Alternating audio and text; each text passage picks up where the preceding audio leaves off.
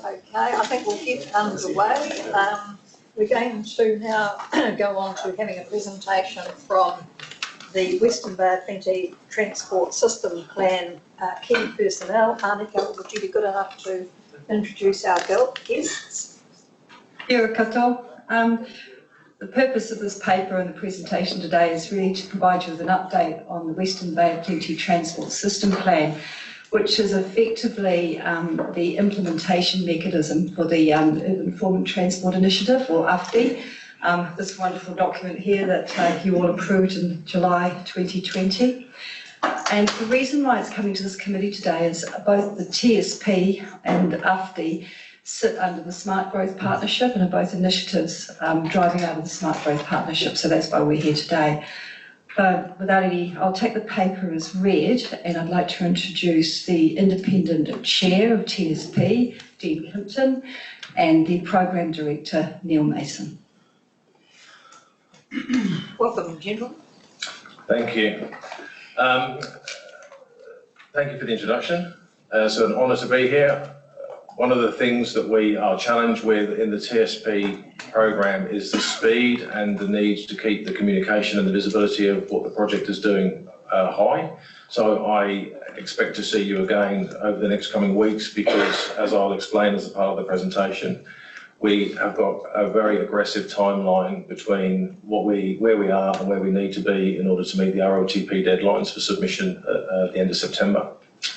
So thank you for the introduction. If there's questions that we take along the way, I'll just stop to pause, but failing that, then I will conclude and invite any other feedback at the end of the presentation. I have got a lot of slides. I won't be reading the slides to you, but there is a lot of information which I'll try and share as efficiently as possible. Starting with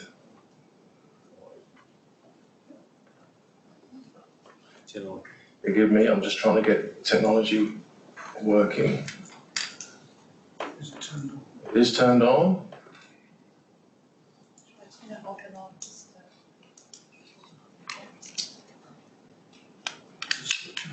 Yep, no, it is on, but it isn't working. Can anyone confirm that this works at the previous? Ah, it's working now. There we go. Oh. Okay, so the purpose of the presentation is to give you a briefing. I'm going to give you some background as to where TSP came from. We will reflect on how it relates to UFTI. I'm going to give you a different style of presentation that you might be used to regarding some of our challenges. We're going to look at the key achievements, and then really it's about what's going to happen between now and the end of September. So the TSP itself, it does translate UFTI from an objective to a reality. One of the things I continue to remind people is TSP is intended to deliver physical projects. Everything from infrastructure to changes in behaviour and the facilities, the way the which the network moves. You will hear me use a couple of interesting terminology. One is the SOF, which is the System Operating Framework. So I have to slow down now because I can already sense that I'm into fast talk mode, and I try not to be. So the way I would describe the operating framework is a repeatable framework which allows us to structure the decision making for the benefit of all modes of transport. This is not a road building project. This is a framework which consists of any number of different facets, including public transport, including walking and cycling, and it has the overarching objective of moving people efficiently in order to meet the aspirations of the UFTI document. The other part of the TSP responsibility is to keep all of the partners aligned in terms of what our priorities are for the RLTP and LTP program. Now you'll hear me use the word partners a lot, and I will reiterate who are members of the partner group. So in our relationships, the UFTI initiatives have been clearly outlined, and in order to reflect on those, the Transport System Plan has a similar and alignment in terms of the measurable KPIs and the objectives which it's got to deliver. So this is about taking the UFTI requirements and turning them into Transport System Plan measurables. Like I said, I'm not going to stop and go through these slides so you can read them all. This is all material that's already available to you. The most key thing here from TSP's perspective is that we're not empowered to just make up a lot of metrics and goals and objectives which don't align to UFD. We're being held through the Smartgrowth Relationship accountable to delivering what UFD has already been agreed. So in the Smartgrowth Leadership Group, whilst we have our own governance board, we are still held accountable to what Smartgrowth is aiming to deliver. It's a three-tier structure whereby the partners all contribute at the lowest level of the triangle in terms of their day-to-day delivery of what they do. Transport system plan, which is self-governing and represented by all of the partners, meets the requirements as per prescribed by UFD. So how are we doing this? Well, you've met me now. Again, I hope to be more familiar to you over the coming weeks as we talk about more and more detail of projects and initiatives. I have Dean here to my right, who deals with the longer term and more difficult questions around governance. We have Tanya Hyde, who's leading the Becker team here in Tauranga, and she has a number of different consultants and transport planning specialists reporting to her, including Craig Richards, who is the continuity between the modelling of the Tauranga City Transport Strategic Plan and all of the other technical inputs which go into the machine which gives us our outputs. Now, the reason I'm introducing Tanya and Craig now is because at our next presentation to you, there'll be more project and technically specific, so you'll know who these people are. It will still be led by me, but I'm not a transport planner. I'm a delivery specialist, so I just want to be clear in terms of where the areas of expertise lie. At that stage, has anybody got any immediate questions based on what I've said so far? Yes. No, Chairman Leader, then Councillor Neves, then me. Thanks for that. One of the things you said was the partners need to be aligned. So I'll go straight for the jugular and say, given what you have to achieve and in terms of the optimal outcomes you're looking for and the speed at which they need to be achieved, have we got the structure right? And, you know, we're dealing with, if you want to get partners aligned, the decision-making body is ultimately in terms of the PUTIA comes back to the three respective entities. Do we need a CCO?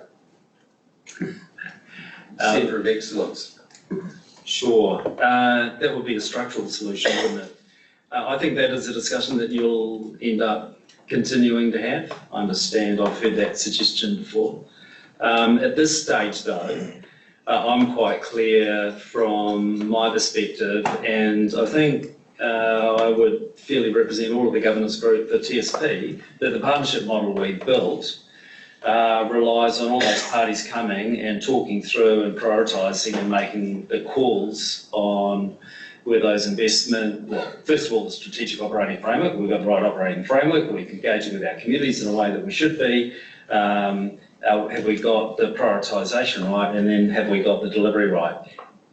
Simply put, the structure that you put into place in the future to ensure delivery and consistency of delivery, that will be a conversation that you'll continue to have for some time, maybe in the same way that you will around water reform in the region. But at this stage, have we got what we need in place to deliver? It is the only thing that we've got, and I would say that the last 6 months, we've continued to see the partnership strengthen. A lot more honest discussion, a lot more focus. Yep. If I could just add to that, so it was my number one risk on the risk register in order to coordinate the partners. I think it's very helpful having an independent person that chairs those discussions. We've learned a lot about each other, and as we sit here today, all of the material has been signed off and agreed, uncontested by any particular partner. There's a lot of work that goes on. The technical teams are working very closely. So I'm not suggesting that one person puts their hand up and everyone gives them a round of applause. That's not how it's working. But as we sit here today, we're all unanimous in terms of the material that's been developed. Councillor Needs. Thank you. You're very lucky in that you've come today after some very passionate presenters who are very concerned about climate change action and the negative direction that our transport emissions, carbon emissions are heading in. And we've had opinions expressed that AFTI just isn't going to deliver for us. But you mentioned that you've got measurable KPIs for the program, which are aligned to the AFTI KPIs. So I'm just going to go to those. And you've got an environmental investment objectives that transport-related greenhouse gas emissions in the Western Bay sub-region reach net zero by 2050 and maintain this level into the future. And the two KPIs which will measure that are the tonnes of harmful emissions emitted per year from transport is going to decrease, and the load share for people at AM peak percentage changes. So what I want to understand is the work that you're doing, is that going to deliver on that for us? And how much is that head of mind for you in developing up your program? Because I guess there's a level of frustration from our community that we are just not somehow moving hearts and minds and not getting the right projects and activities underway to actually help us meet those KPIs. I'm going to look, am I going to lead out or are you going to lead out? No. So in terms of where are we in the KPIs? So the KPIs are currently under review by the technical team. They do echo what AFTI asks for, but we recognise that we need to have some interim steps in order to be able to gauge where we are in 3 years, 5 years, 10 years, so more detail. We haven't created our own set of KPIs, so it does echo what AFTI is already asking for. I'm going to be careful what I say regarding does it actually be specific in terms of the metrics that you're using there. I'd like to go back and take that away as a question and just have a look at that myself, because I don't want to mislead and make a promise about something which isn't actually true. But like I said, I can assure you that the KPIs which are with the partners now are aligned with what each partner should be working towards in terms of their own internal organisation goals and objectives. So there shouldn't be a contradiction. It should completely complement what has already been committed. Does that answer your question? Hold on, maybe I'll just add a little flavour in. Sorry, I didn't mean to cut you off there. So you've got agreed KPIs that you work through as part of AFTI. That informs the prioritisation framework, which in turn informs your investment strategy, okay? So if you change your KPIs, and maybe you, rather than, and I think Glenn may have talked to this, rather than arriving at that neutral point in 2050, you want to put forward to 2030, so that will be an example, then that's going to change your investment strategy. It'll front load it. You'll have to spend more money on certain things and less on other things, okay? At the same time as you're dealing with that shift to a carbon neutral outcome, and this is where TSP is so critical, you're also having to address your commercial and freight, and you're still having to address your single occupancy vehicles, and maybe your transition to an electric fleet. All of those things will be in there. They'll all be part of your prioritisation and investment strategy. So at this stage, the way that we're thinking about it, it reflects those priorities and the timeframes within which you want to deliver. If collectively, as partners, you agree you want to speed that up or you want to do it differently, then we can have a look to see what the impact of that would be on what sort of projects and what the cost would be and what the impact would be. But we haven't done that yet because our starting point is what you've already agreed. Yeah. I'm not necessarily saying that we're going to speed it up. What I saw in the AFTI program was an indication that the AFTI program wasn't even going to deliver that 2050 target. What I'm asking from you is the program that you put together, is that going to be taking us measurable steps towards achieving that target? Yes. Yeah, and that's why we've had to put the interim KPIs in, because otherwise the curve of change becomes exponential and we're leaving everything to the last decade. And again, when I speak to you next time, I'd like to be able to present the KPIs as agreed. But at the moment, we're still looking at, oh, well, how can we be expected to make a 30% change in the first 3 years when, you know, we actually need to make a system change across almost the whole network in order to get 2%. And our goal is 15%. And like I said, it ends up being incredibly back-end loaded. And if we're not careful, we'll actually just leave it for everybody else to fix later. But that priority program now, which is the gap analysis of interventions, projects, studies, that needs to be prioritised now in order to make sure that we do not leave it as a back-end delivery. And that's one of the challenges we've got.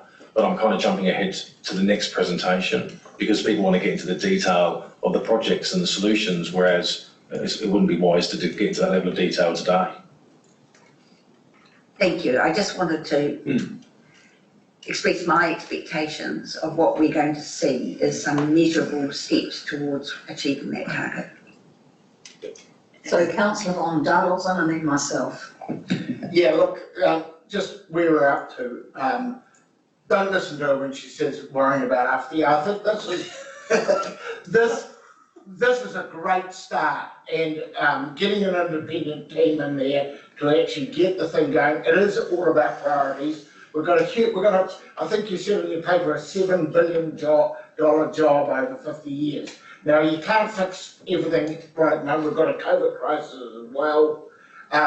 So let's make actual progress where we can, but give us milestones to actually tick off so that as a governance team, we're not interfering in your day-to-day workings. We're all in this together. We need to be better aligned as in governance and not getting down into the management of how it's done. That's the job for you to organise with your on-the-ground people. But I'm just here to congratulate. I think, you know, I'm enthused. We've made it start. It's taken a bloody long time to make a start, and we've actually got to start putting milestones in place and getting progress. So well done. Thank you. The first thing is, gentlemen, did you realise you're being recorded? Is that okay? Yes, we understand Okay. that. Thank you. So certainly the presentation we had this morning from Ben Crowther gave a range of percentage movements by 2030 across the whole spectrum in terms of, you know, what we should be expecting. And I think that's what Councillor Nees is actually saying. I think it's the same as Councillor Modal's on milestones. So what are we actually headed towards? Bearing in mind that the community hasn't yet been consulted on UFTI or any of this. So just bear in mind that full steam ahead. Now, my understanding of UFTI is that it has presented us with corridors. Those corridors contain many different routes. And it's said for each corridor, freight is a priority, or public transport, or your job, as I understand it, is to take that corridor and design the specific best use of the particular routes in that corridor to deliver PT, freight, whatever. Am I right? I'd like to do the rest of the presentation and then come back to that question, please. Right, thank you. Full steam ahead. So I'm going to describe for you now some of the challenges, and this won't be a surprise to you, but it will hopefully lighten the mood a little bit and give you an understanding of what is actually ahead of us over what isn't a 3-year plan, it is a 30-year plan. So I just want to explain something about my day. So this is my day in a TSP environment. So you're not aware, but I live up Orrery Road in a rural environment. I get in the car each morning and I'm in a good position because I've got a car full of children. So at that moment in time, I'm a high occupancy vehicle, which in the future gives me a bargaining position in terms of how I move around the city, because high occupancy vehicles are seen as being a good thing. What we don't want is single occupancy vehicles. What happens through my morning as I drive down Orrery Road in the morning, of course, is the first thing I start doing is dropping children off in order to get onto buses. And the first thing that becomes blatantly apparent to me is then each bus is followed by a number of high-powered four-wheel drive SUVs running around the city with one person in them who was doing the school run that day. Stuart. So I do this every day, okay? I do this every day, and we sit in the traffic behind a bus, which is full of children, and one of the challenges is, of course, is that where I am at the moment, there's no opportunity for me to get out of my vehicle and get onto a bus, okay? So as I move through the city in the future, I'd like to think that there'll be a park and ride option for me, somewhere strategically positioned on a piece of land which hasn't been consented or purchased, with a budget which hasn't been set. But the clear objective is to remove me from the network. Now, the interesting thing about once I get onto that bus in the future is I'm sitting there feeling good. I may be reading a document, I may be listening to music, but you've got to remember that the next generation don't really care about how they are moving as long as they're on their phone. So one of the things that TSP is really specific around is that this is building a generational model, not an immediate model. Because the other thing that I'm feeling good about while I travel on that bus past all those single occupancy vehicles is that the guys in the cars paid for it. So there has to be a real benefit to both me and them in order to realise the fact that that's going to be accepted, that I'm the one who's sitting on the bus, missing out all of the traffic and going through all of the priority lanes. So we need to be really conscious about that. And I noticed that we've already made reference to public consultation. So I carry on my day feeling good. There's a number of key areas and infrastructure which we already recognise have to be developed, and making sure that the technology is embraced, which gives things like PT a clear and measurable advantage over single occupancy vehicles, is a part of our objective. So, for example, areas like the 15th Ave intersection, in an ideal world, my bus doesn't stop, which is quite difficult to come to terms with, because as we sit here today, everybody is aware that general traffic takes priority and it's high volume turning, which is the key in those big intersections. Intersections where places like Fraser and 15th Ave get 40 to 50,000 vehicles a day through there, and the majority of them are single occupancy user vehicles. Our TSP solution needs to include projects which put the bus ahead of the car. So in the future, under my current TSP model, I'm feeling good about myself because I'm going straight through intersections and my journey time is optimum. And time is my most valuable commodity at the moment. We then run down into town, and I may be coming here to present to you, but just bear in mind that the post-COVID environment, none of us are here. We're all working from home, remember? That's the discussion which we saw would be an opportunity in terms of how to manage traffic. It's fair to say that there has been an impact on congestion with people working from home, but we're all sat here today, so this meeting's still going to happen here. And the other thing is that it's becoming quite apparent that working from home opportunity is a Friday. So we've still got to deal with the peak on Tuesday, Wednesday and Thursday. So there's an idealistic view and opinion that working from home will solve some of our traffic problems, but we need to be really practical about the fact that for some of us it just doesn't work. We're still going to be challenged with the annual increase on vehicles on the network, which under the RFD document is forecast to be about 8%. So there's going to be more vehicles. There may be more people working from home on Fridays or Mondays, but there's still going to be more vehicles. So after we've had our successful meeting, I will then in the future go outside and jump on my town bike or my scooter. A town bike and scooter which operates in an environment which is safe. And as we're all aware at the moment, that hasn't been successful in other operating centres and cities. My point comes to you again. I'm 47 years old and I'm delighted to use a Lime scooter going around Auckland between businesses, between meetings, because it saves me time. And time is my commodity. That's the thing I'm trading. So in the future, I want to be able to go out of the CBD and hop on a town bike on a contract which hasn't been let, sought up or even considered yet, because I want to move freely. I don't want to be relying on Ubers or vehicles in order to move around. Because as I go over places like the Harbour Link, I'm going to have space. I'm going to have dedicated, safe environments for me. And that's one of the things that TSP's got to deliver, which I'll come back to. Be aware, of course, Ofty's quite clear that after the morning peak, the Hewlett's Road area is predominantly there to deliver freight. It's a priority fruit rate in the inter-peak period. So me on my cycle now, I'm now a second-class citizen in terms of the priority that we're declaring that route for. And that's one of the things that you touched on. Each route is being identified as having a primary purpose. And therefore we can be consistent in terms of how we tailor the designs and the functionality of that route. And there's a lot of work to do in that space, because as you know, the Hewletts Road and Totra Street area, which is the key feeder into the port, they want reliability, they want journey team, they want to know exactly how many log trips they're going to get per day from one operator in order to be able to demonstrate that it's efficient. So even though I'm on a cycle and I'm feeling good about the fact that I'm moving freely around the city without creating any carbon, I'm still a second-class citizen when it comes to a truck that's going down there to deliver logs to the port. So therefore it needs to be a safe environment. I go down to my partner at the port, Tauranga, and I spend time with him, and we have a good discussion around the master plan for the port and how the state highway connectivity is going to service the growth and demand of product into the port. I'm not talking about the growth and demand of vehicles, I'm talking about where the product is coming from. It's a commodities issue. So Dan and I have a good relationship, and he sits in our partner group. We have a good meeting, we agree strategy, and we move away. And then I realise that under the UFD expectation, what I really need to do now is get back to where I came from in under 30 minutes. And this is where there's that key analysis on the gaps and the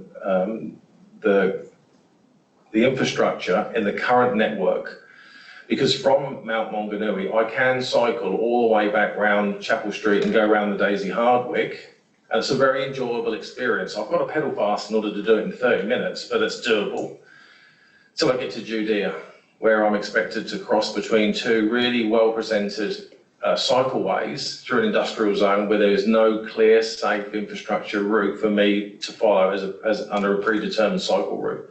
And that's one of the key gaps that the TSP has got to fill in.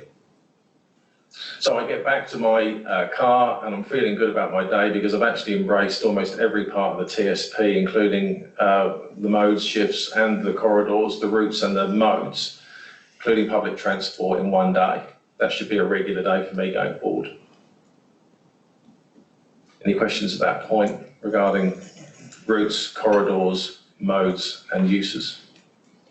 Councillor Thurston. So we are continually told that multimodal is the solution, and we have it continually put in front of us that there's a ministerial expectation that we're going to deliver on it sooner rather than later. Now, I've been in many forums where the statistic is continually thrown at us. This area has more vehicles per capita than, I stand corrected, I think it's in Australasia, that may even be in the Southern Hemisphere. So transport is the major contributor to emissions. We've heard that all morning this morning. So what is the silver bullet to getting Tauranga and Western Bay people to be extricated from their motor vehicles?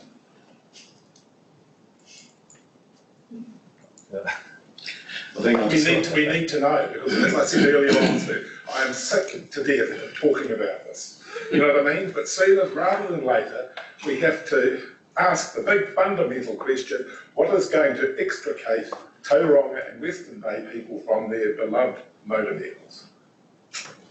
If only there was a silver bullet, so that might be an apology before I give you an answer.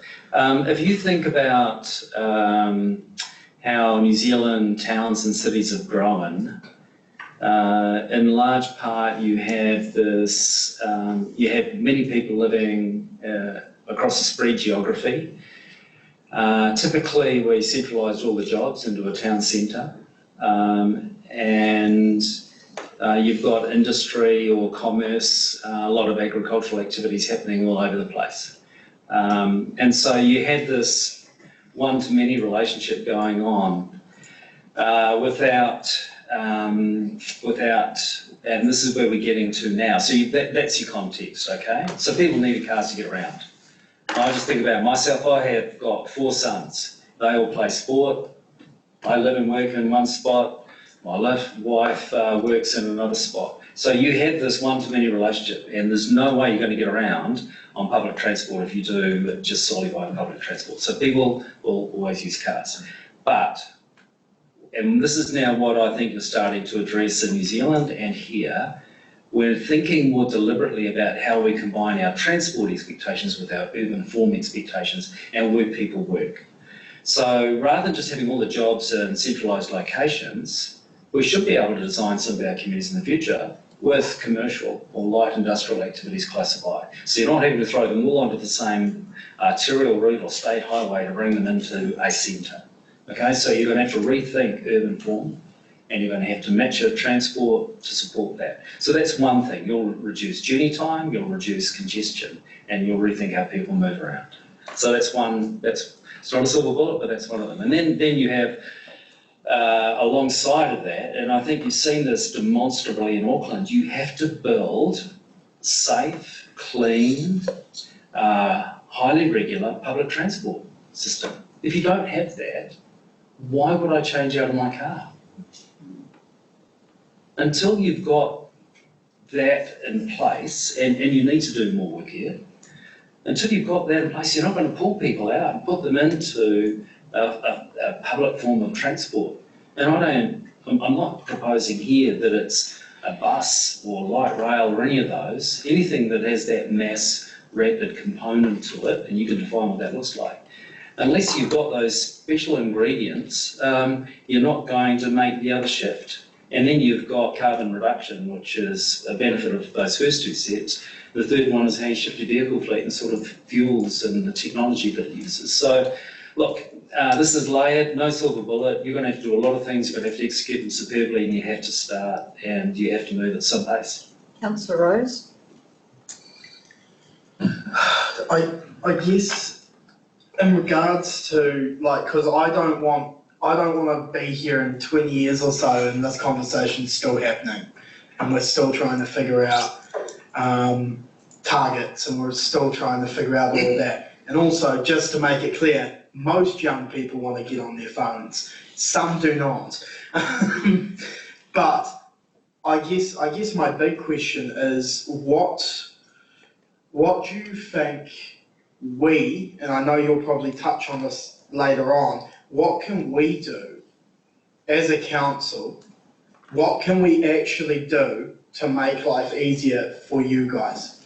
Except for giving you money, because you know that's already going to happen. But I mean, other than money, what else can we do? Because I know for a fact that in this room, most of the Tauranga and Western, well, all of the Tauranga and Western Bay councillors, we're all adamant that we want to see our city change, and we want to see our people on our buses, we want to see our emissions come down, but we can't do that if we don't do this properly. So the big question here is actually what can our council, whether that's staff or up in our level as councillors, do to make your job easier? Thank you, great question. There's a couple of points there. One is my journey that I gave you. One of the things that I can only encourage everybody to do is to reflect on their own journey like that, because I am willing to get on a bus, but I do need infrastructure and a solution and a system in order to make that happen. And when I meet you next, we will talk about the short list and long list and that kind of practical based construction and project delivery is where we need to get to quickly. The quick wins, the stuff that we can do now which makes things better. So the first thing is to have the same reflection as I've got. You can do that by how you move. I'm not asking everybody here to use public transport first. What I'm asking you to do is reflect on what needs to change in order for you to be attracted by alternate modes. The other part I need is no surprises. The partner group are doing really well. I reflected on it earlier that I think we've had some good wins. So consistency is key. We were talking only before the meeting regarding how do we get security on funding. You get security on funding, I believe, by having a good plan. You get security on funding by being consistent and making sure that the people who are supporting you are sincerely in the tent. And a collective approach, I believe, is the route to success. That's why I'm committed to trying to deliver this under the very tight time frames that we've got, but my key risk is still partner alignment. So consistency and no surprises is the one thing that you can do for me. Last question and then we'll carry on. Councillor White. Yeah, tēnā koroa. Enjoyed your journey through Tauranga as an out of town. It familiarised me with the challenges you have here, but really connected me to your desire to be carbon neutral in your journeys as you go. And for a silver bullet, if everybody could do that, that would be the silver bullet. But again, getting to your comment about there's lots of layers in this in terms of the solution. It's not just taking the bus and expecting everybody to do that. There's lots of layers in that. Which leads me to the questions around front-end loading and back-end loading and trying to get the balance right, because this seems to be one hell of a journey that's going to struggle to meet those 2050 targets in 30 years' time. I don't think many of us will be around this table. This young fella here will still be younger than a number of us by then, and it will be their generation that will be inheriting this. So what's your thoughts on is this an impossible challenge? Do you, I guess nothing's impossible. We're looking for that silver bullet. Can you make a comment on that? Just your feeling about it. Do you want to go and then I'll go first. Yeah, so a bit about me. I'm 47 years old. I've got 5 children. My children range from 27 till 11. One of my particular personal goals of the project is to deliver for the 11-year-old. And things like Lime scooters and those modes of transport are known to him. He still relies on his parents to do the drop-off, those key sporting events but if we groom the system now to meet their aspirations and expectations, then it's not impossible. It's not impossible. We've just got to manage that. Whereas the biggest challenge I can see on the project is people believe that we've got to change what's happening with us immediately today. Everybody who's in a car today needs to get onto public transport. Well, we can't think like that because that is a massive front-end loaded challenge which we can't afford. So we have to build it as a part of a component of a bigger picture. And that's why TSP is the system operating framework covers all modes, all solutions over time. Each thing we build should be a component of the future solution. Step by step, it's eating the elephant. So your question is do I think it's achievable? Yes, it's achievable. People are very smart. It's just, I'm not sure whether we're actually aligned. And who's going to give us $5 billion without a plan? We have to be absolutely consistent and convincing in terms of how we are going to get realised benefit from that level of investment. I suppose just following up, for me, it's not just about reorganising the road traffic, it's actually about all the other multiples of things. And how much is that thinking going on at the moment with the Northern around that particular issue? So as a part of the organisation, I have a challenge team who are particular specialists. And the one seat that I can't fill in my challenge team at the moment is the psychological element for PT, for public transport. It's the people engineering, not the infrastructure. It's not the timetable, it's the emotion. And that's still a gap for me in my challenge team at the moment, because I can't quite find the right person. But we know you may build it, it may look good, yellow might be the right colour. But if the person doesn't get on the bus, it's a waste of time. We need to bridge the gap between the behaviour and the infrastructure. That is a part of the system design. Yep. Just to reinforce that, you will drive the change, you build the momentum through demand side. You want a great environment where the people of the Western Bay have high expectations and are on that form of transport. If you're ever going to shift anything. So that's going to be a critical. The second comment is many cities have had to deal with this. You're not the first. It's tough. You need to be deliberate. You need to work with your partners. You need to line up around your investment. You have to keep going. The more you play around with this, if you've got a good investment strategy, lean on it and deliver it. Otherwise, you won't change. So if you fast forward to 2030 and say, well, how far will we be? And 2050, if we're carbon neutral, you will only get there by lining those up and then focusing on it, committing to it as a leadership, deliberately through the way you work with each other, the way that you invest in those outcomes, whether behaviour change, whether they're buses or other forms of mass rapid transit, whether they're roads, intersection improvements, managed lanes, doesn't matter what it is. Just keep going, build the momentum, build the demand for it. And we're going to have to keep going if that's okay. Sure. So, yep, moving on.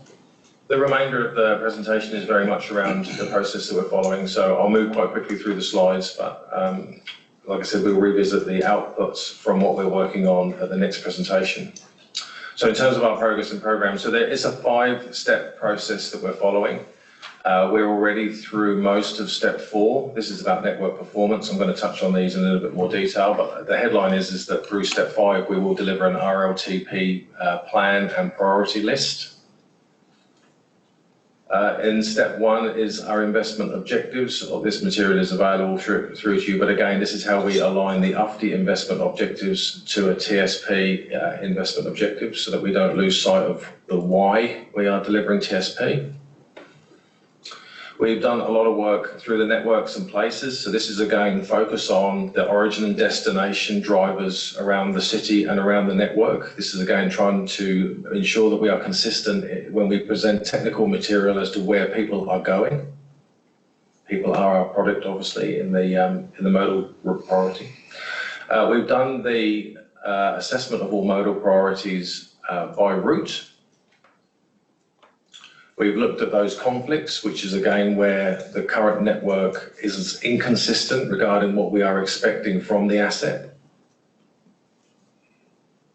And we've done a gap analysis, and my best gap analysis was the one I gave you around the Judea industrial area. That is not a consistent cycle network solution to expect to travel across that without any kind of safe system design. There are a number of really significant gaps in our network. The Harbour Bridge, for example, in terms of buses and primary routes, you'll all be aware that the managed lane discussion has to be concluded, but you can't have a managed lane discussion on one piece of highway. It needs to be across the network so that we can be consistent in terms of putting the right mode in a priority position. We're very close to finishing step 4, which leads us on to step 5, and this is really where we get into the mechanics. So the Becker team at the moment are working very hard on how the level of service modelling, the benefits and the journey time priorities by mode actually get worked into the model in order to give us a multiple criteria priority. Now, you have to bear in mind that one particular solution may give you different measures of priority. So the big challenge for the partners coming is to be clear about which priority we are going to prioritise per mode on each corridor. That's a very difficult discussion to have. Obviously, there are those people who want to put PT at the head of everything, and there are those people that want to put general traffic at the priority of everything. So this is why the partner group needs to work very, very collaboratively in order to be clear.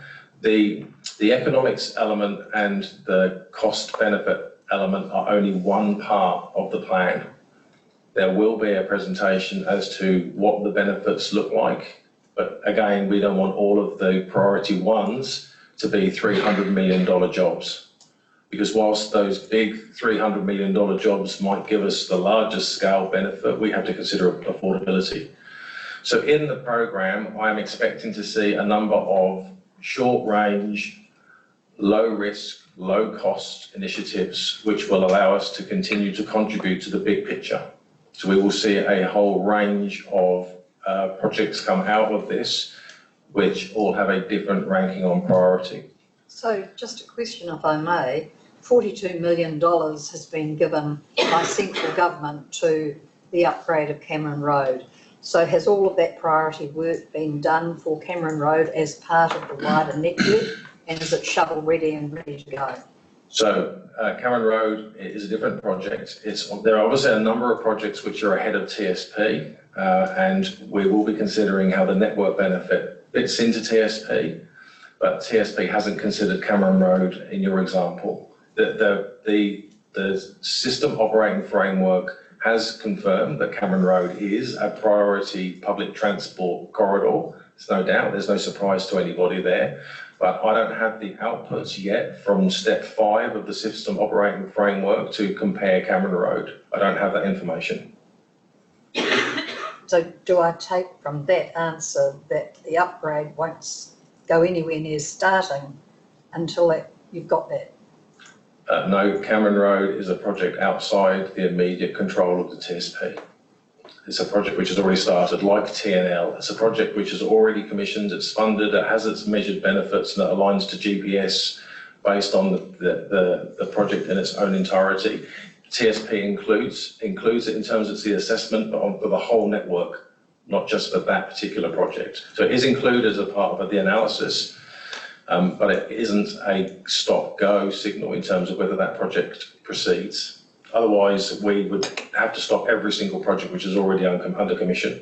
And those projects were commissioned based on their own individual benefits at the time of submission. But TNL and Cameron Road are all part of the network.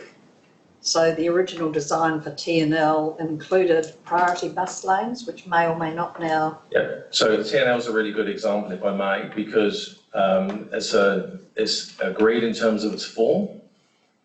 But if I was to say, how does TSP contribute to TNL?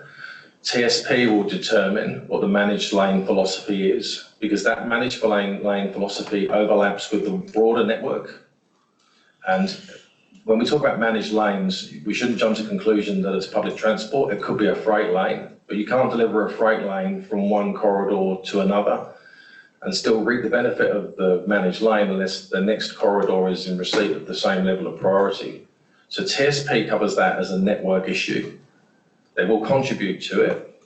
It will make sure that they are joined together. But at the moment, TSP is not a stop-go on those separate projects. TSP will, though, have a look at it, and if there's anything it needs to contribute or can contribute, maybe at either end of the network or how the network fits in with those improvements, and it'll have that opportunity. But it's, as Neil says, we have not got this in the sequence yet that you would normally expect. 5 years down the track, you'd expect any major transport investments to go through the strategic operating framework, but we're just not at that point. We're still 2-3 months off from having a strategic operating framework, yet the world's still moving. So at the moment, the technical team are using TNL as a test base for the priority modelling for what managed lane philosophy looks like. So it will contribute to it. It won't contradict it. But again, the benefit of TSP is it looks at the next part of the network and it looks at the whole benefit rather than just looking at the project in its as a singular item. Okay, so did you want Councillor von Dadelsson? Yeah, I just want to tease out a little bit more of where you are with TSP. So Tokra Street, we'll give that as an example. There's a plan to cross cycleways across twice in Tokra Street, which looks incongruous with a freight hub. Is TSP involved in that decision making? Does it, do you get into looking at saying, well, we might have to take cycles off Tokra Street, for instance, completely because of road safety issues and the freight thing? Are you looking at that sort of detail, or is that too far ahead? So again, it's another good example. The Tokra Street project is ahead of TSP. It's been commissioned and it's been sponsored as a part of its own safety benefits project. It's another embedded project which we're behind it. It's already been funded and proposed and is being pushed in order to meet the safety requirements of that corridor. It's not something that we should contribute to yet. So I've got Councillor Crosby, Neves and Love. Thank you. Apologies for missing the first part of your presentation. One, I actually like this strategy because it's got the word system in it, which I think is different to all our other 152 strategies. You raised the issue around partner alignment as a risk, and that has actually been a risk for the last 35 years. Tomorrow, we're going to consider in our workshop for our LTP an option that was presented in 2016. you may or may not be familiar with. What do you see as some remedies for stronger partner alignment or reducing that risk? And be brave, just let it flow out. What's your name? And the reason I say that, because unless that's addressed, we're going to go absolutely nowhere in a hurry on this. You want courage in this answer, don't you? Yes. Without prejudice. Without prejudice.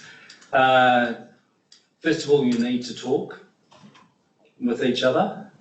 You need to be aligned around what your objectives are. You need to be willing to join fund. Okay? And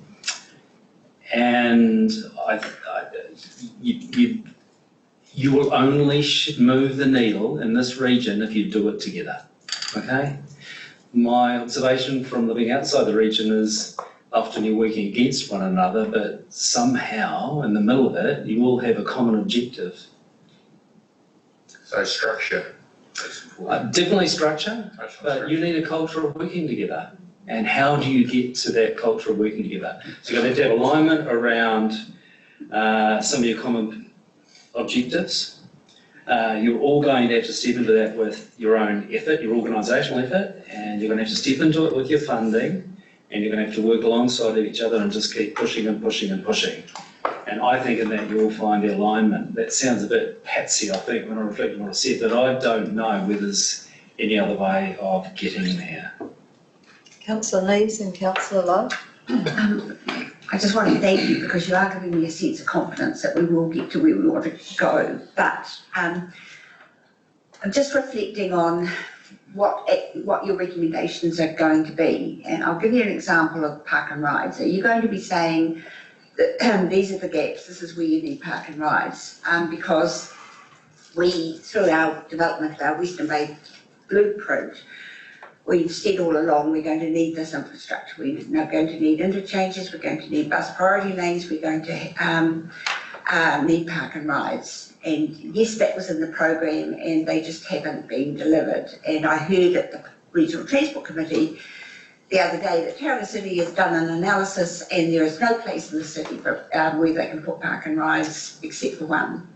And I'm just sitting there thinking, how can that be? How can they do that analysis and just say, well, sorry, there's no solution for park and rides in the city? So I hope that you're going to come up and say, these are where the park and rides have to be. And then we've got to be brave enough to step up and say, well, we will help make that happen. Because we offered funding for the infrastructure and got turned down. So we're willing, but we're just not getting traction. So, if you can make really strong recommendations, it gives us a leader that we can also push on. I think that if you look internationally at the model we're trying to create here, this is just a microcosm of many others, if you can depoliticise some of these recommendations and decisions, and I see some smiles around the table, but effectively that's where you're trying to get to. So rather than debating politics on an individual project, you're placing the politics elsewhere and you're looking to this operating framework to give you the advice you need around where your investments go. Then I suspect you're more likely to end up with the gain that you're after. As for what happens specifically on the park and rides, I have no knowledge, except this system operating framework is going to give you clues about where those should be, because actually, and we've seen this elsewhere, that's a really, really important part of the network system design. So, yeah. Neil, do you want to add anything on that specific issue? Again, I can't comment on the history.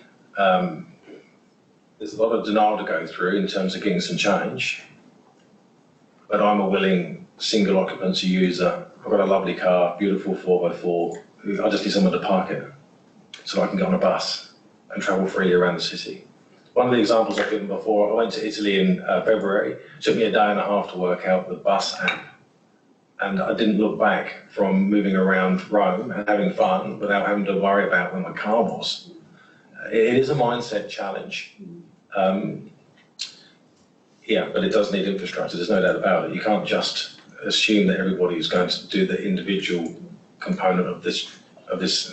We've got to got to provide it. And we have to make people feel good about it.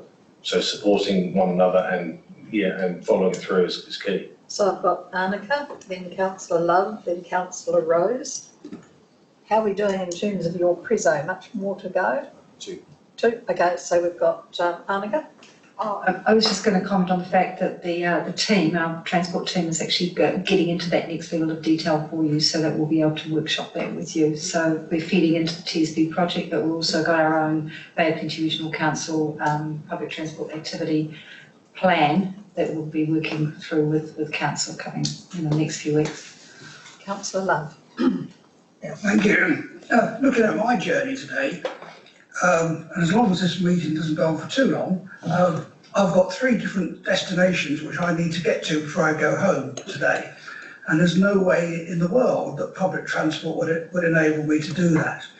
And I think what you're telling us you want to do is doomed to failure unless you take advantage of technology in the future in what public transport is going to be looking like rather than what it is today. So can you use a crystal ball? Are you using a crystal ball? And are you looking for a far more individual form of public transport than we enjoy today?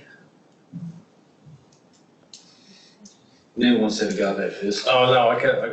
Look, in terms of coming up with a credible plan, the plan needs to be deliverable, and we can't assume that there's something which is going to be developed which is going to solve all problems. So we need to keep our feet on the ground. One of the things I think is the opportunity for the group, for the partnership, is the fact that we can capitalise on technology for all partners. So we aren't working independently, and we are actually bringing real-time opportunities to one city, to one system, and that's encouraging. But at the moment, the long list of projects does not include any specific particular technology advance.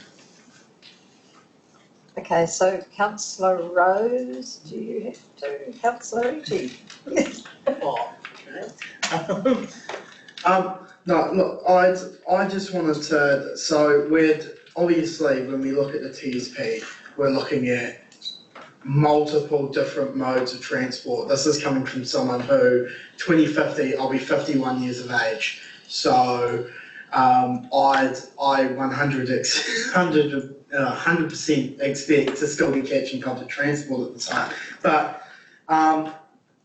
look, I just want to ask the question, can you give me the assurance, I know you may not be able to give me 100% assurance, that the infrastructure that you guys are looking at in regards to things like cycling and all will also have room for the likes of e-scooters, as you were saying with line scooters.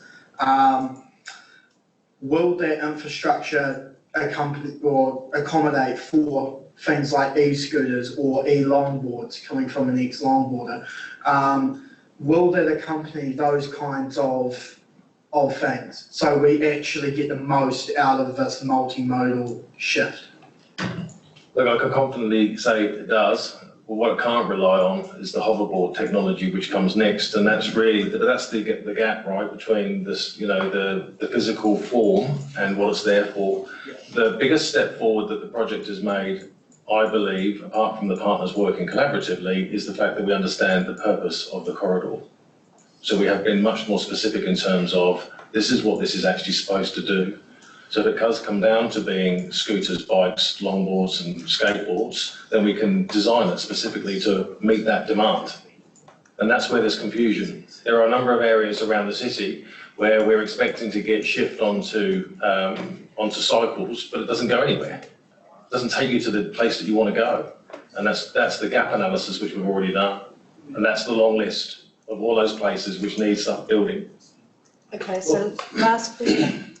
Last question, Yeah. Councillor Uti. Claude, I just wanted to follow on from Councillor Love, and because just last week Florida passed regulation around autonomous vehicle networks and regulation around that sort of thing. So we're investing in public transport. I guess it's a question Councillor Love was asking. Technological disruption when Uber came onto the market, the taxi sector did not see that was coming on. Lime suddenly turned up out of nowhere. What sort of, I guess, gap analysis or research has been done in that future technology, which seems to be coming on board really, really quickly, because you're talking about Amazon, Google, these big players that are just global players like Uber. Every time we get an Uber, that money actually goes overseas, doesn't come to here. Yeah. And they can bring these technologies on, really, they have the capital to just turn up, and as far as I can see, they're kind of in competition with us. I had a fair bit of experience in Auckland around how you handle disruptive micro-mobility solutions, okay? So that's kind of part of the technology suite that you are talking about, isn't it? My observation there was, it was less about the hard infrastructure. It was more about the regulation. It was more about behaviours and safety, okay? And so I think that as we go forward with our system operating framework in mind, with how you design your communities, how you want people to live and work, what you need to be thinking about is not only the physical infrastructure, but accepting that it will need to adapt. Its uses on that corridor will need to adapt. That you'll have to have regulation that supports that and allows for it. There are the hard or built-in forms of support for those technologies, which I think we will get to over time, but it's not just a hard infrastructure solution to support technological disruption. There is a behaviour change, and there's regulation, and there's a willingness as a community and as political leaders to experiment on some of those and give it a go and learn how to do it really well for your environment. But you do have to go there, because it will happen. You don't need a line to turn up with e-scooters. I can go down to the bike shop and buy one now, and I'm straight into it. Or I must go. Hey, I rode to school on my bike, didn't I? There was plenty of bikes around then. We all having to cope with it. So that's there now. Okay, Neil, you've got another couple of slides. Yeah, I think really it's just about summarising what we've got to achieve. So we're currently working through that evaluation of the options, and that does compare the priorities associated with extending cycle lanes and the benefit of new public transport infrastructure. So this is very, very list-driven in terms of having a scale of project and intervention. We've got to get our LTP inputs together and agreed by the partners by the 18th of September, which is a very, very tall ask, but it's very deliverable, and the team are very determined to hit that milestone. What I'll be coming back to you with is the feedback and discussions around those particular projects, so that you can start to get a feel for what the TSP is going to deliver in the project space in the first 3 years. The headlines for me really are that we are doing well in our collaboration. I'm enjoying this, so that's a first measure of success, that we've got good people working with a very focused outcome. The milestones are clear. We have had successful days of optioneering, where some people do feel that we're kind of reiterating the same old problem. But the good thing about identifying those problems is that we're putting them into the system. And just to reiterate again, so when we talk about system design, it does include things like parking and toll and all of the other levers that can be pulled in order to influence change. So those are a part of the system design. The partners' approvals, including yourself, of course, is something which we have got to work our way through the month of September. So please don't be surprised when we are coming back to you with seeking approval in terms of alignment with everybody else. That's something we've got to deal with. It's a process issue, and those dates will be forwarded over the next week in order to make sure we're all aligned on what we've got to achieve. Other than that, managing stakeholders and giving feedback sessions. So still keen to make sure everybody's on board. Working with Glenn, actually, we're looking at setting up the stakeholder sessions so that we're getting feedback from other user groups, and also iwi. Iwi sit on the governance group and in the partner group, but we've really struggled with iwi to get representation at partner level. And the Tangata Whenua Forum are still working on that problem in order to give us the right person right now. The key thing for us around the iwi and the hapu is until the sub-regions and the areas of influence are actually defined, it's difficult to do much other than just explain the process. But that's our intention before the 18th of September, is to make sure that the iwi and the hapu are all aligned in terms of what we are expecting to do in the next 3 years. That's project specific and process specific. I've talked enough. Excellent. Any further questions or comments? Thank you very much, both Dan and Neil, for that. Interesting. I noted that you said a key risk was partner alignment, and I'm just wondering whether all of these partner approvals couldn't all be done together. That might be a novel way of doing it, as opposed to wasting more time and resource on separate meetings. But anyway, thank you very much. Very challenging and very interesting. Councillor Bondar. I'm happy to move the report, and doing so, thank you too. I think actually if we could be in the room with TCC councillors, with you guys presenting, that would have been a really good outcome. This has been really valuable today for me, and so thank you. Yeah, just reiterate, if partner alignment is a problem, then get us all together. We would welcome that opportunity. Make us all make the decisions at the one time. Just seconded. Seconded, okay. Any further comments? Madam Chair, just in terms of going forward, I've been really encouraged by what I've heard today. Thanks, guys. So how often are we going to have these updates, Madam Chair? Is it just... Annika?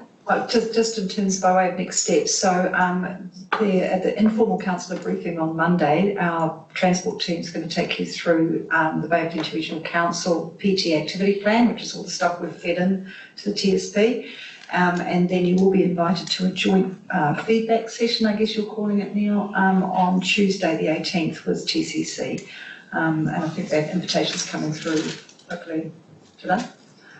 And then there'll be further presentation on the PT Strategic Network on the 27th of August at the PTC Committee, followed by a workshop. And then there'll be further opportunities after that as we move through into the LTP process. So we've got a fair bit coming your way over the next month. So thank you. I'm going to put the motion. All those in favour say aye. It's carried. And thank you again, everyone. Yeah, very interesting. Right, councillors,